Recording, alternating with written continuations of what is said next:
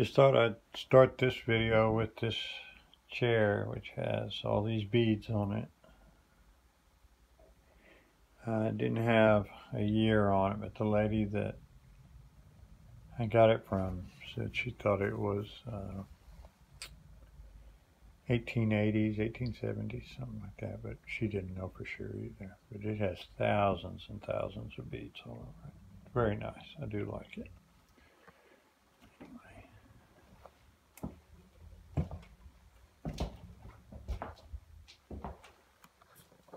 So, another room.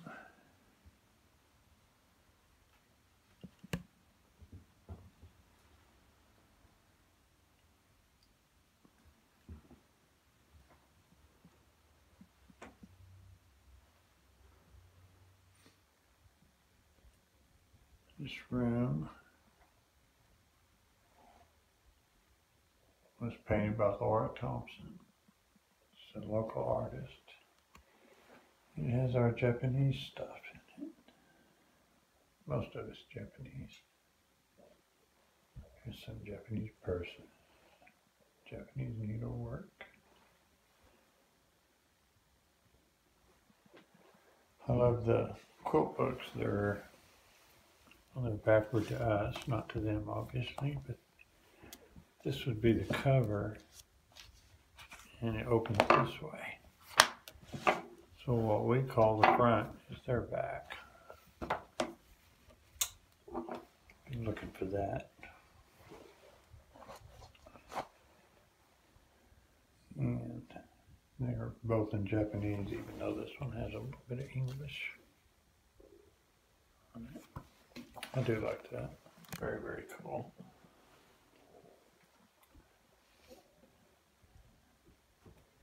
And the old late 1800s Singer cards. There's another one from Romania.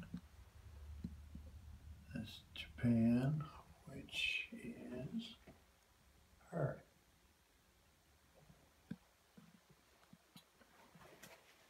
This is a Brother machine. It's a treadle. It's never been used. This is a brand new machine. I put the belt on it. It's not been threaded up or anything yet. I'm really surprised how smooth, how easy. There's just no effort at all to sew with this. I do like it. It's old though, it's been scuffed up and stuff. Just probably from doing like what I just did. So anyway, one of my favorite rooms. I do like it.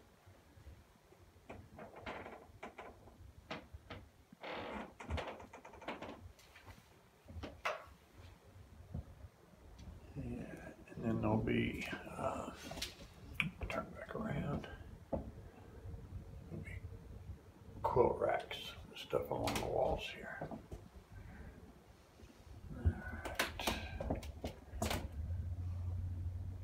A little bit of artwork. Now this looks like it's art, but actually it serves a purpose. Some of these covers and plates and stuff are made of just regular carbon steel, like that. You can see the rust starting to work because it's moist in here. This actually was probably nice and shiny when I first put it up, but by not coating it and then putting it on just a plain piece of plywood, the plywood absorbs moisture out of the air, which brings it by the metal. Any metal guy will tell you that. Don't set your metal pieces on plywood. But if you notice, some of them still hold their shine, no rust whatsoever, like this. That's nickel. That's a nickel plate. There's another. Some of them are stainless. So anyway, I think that's kind of cool, and it shows what happens to these machines even in which you would think would be a safe environment, not necessarily. Most of these pieces, you can see the rust working on these. These have not been here that long, but the plywood, as long as you don't treat the plywood, it steps up the process. So anyway, lesson learned. Yes, Fred. We'll go up this way. I like the Berninas. Here's the previous model one.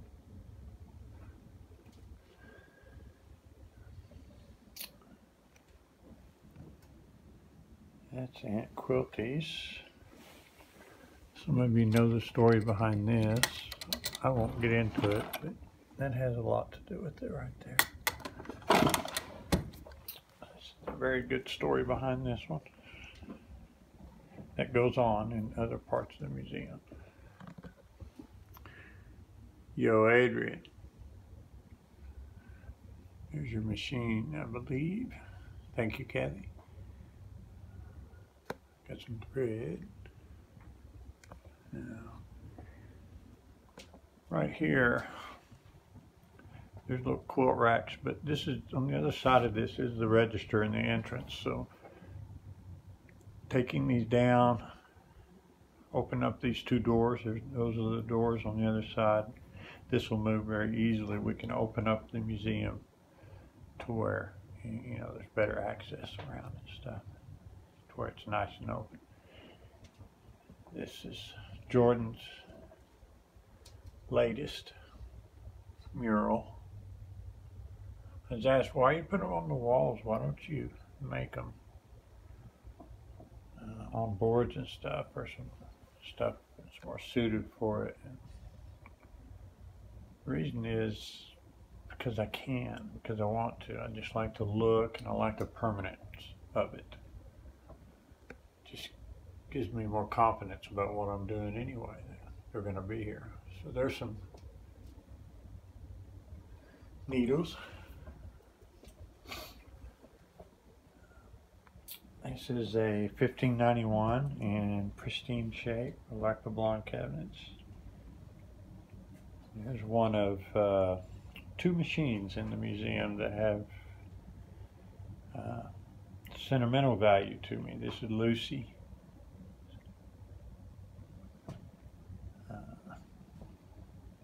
Kind of like a kid. Sometimes he's aggravating, but just try to take her from me. I do like Lucy. More Lucy's. A display of a lot of the things that someone who would have a 201 would have. They always had the nicest stuff because they were such a nice machine and very expensive. And there's a creation from Jordan. And if you notice, this is Lucy to us rocking her 201. So you'll be able to sit and sew on a 201 yourself.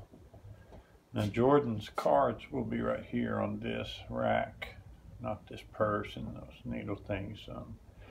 That way people can take a card and see her bio and have these painted in their own sewing rooms or, you know, shops or whatever. That's another way for the museum to give to someone else.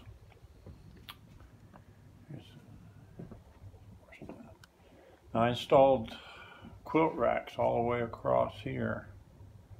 There's actually two different ones, so you can hang from both sides, because I understand quilters are really big, and I'm learning about sewing and stuff in the culture, but that way they can, you know, they can have their shows, and I'll have quilt racks all over the place. There's a rinky-dink featherweight. This is a copy of one. It's called a Mal's Mini.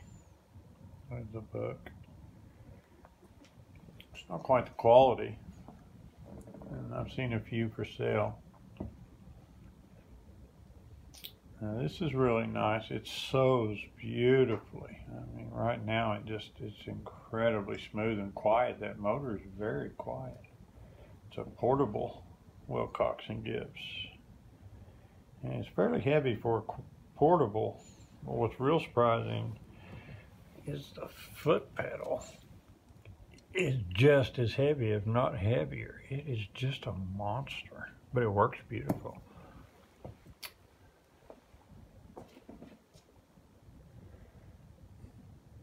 Nice prints.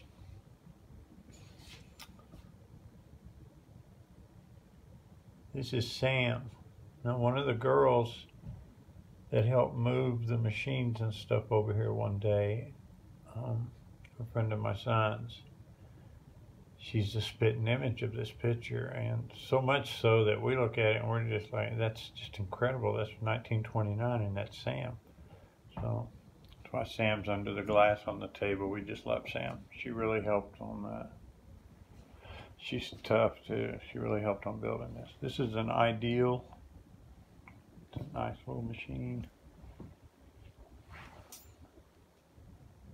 99K. Another 201. And some machines that, this one here is from Lithuania. It's kind of really cool. Horn. And then this one we don't have a whole lot of history on. And then this one with the 2-spool is more of a training for teaching. And Barbara, the lady that Tanya bought these from and donated to the museum, she's going to come back and show us how to use them and show kids how to, which I think is fantastic. This is 1889 Wheeler and Wilson Singer. Actually, it's a Singer too. Dressmaker's cabinet. I rescued this from the dump actually, and restored it because it was all quarter sawn wood. There's no laminate, so it wasn't too bad to bring back. It's nice that there's no laminates back in those days. They just used quarter sawn. And this is 1889. That's a Wheeler and Wilson. This is 1888 Singer.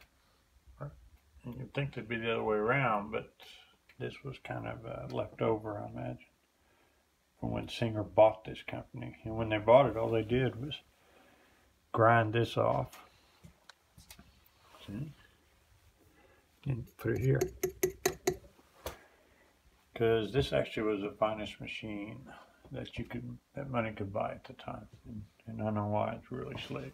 And I love the little glass foot. Isn't that nice? It's kind of cool.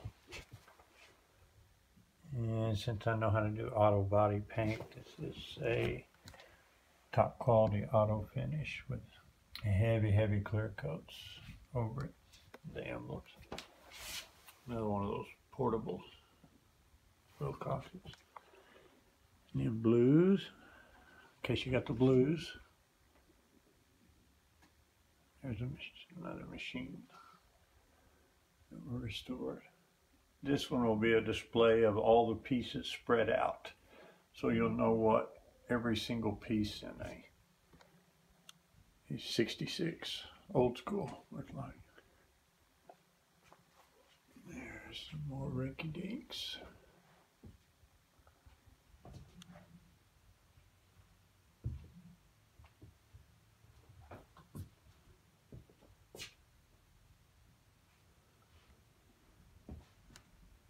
And a lot more in this room to talk about, but I'll go ahead and stop there.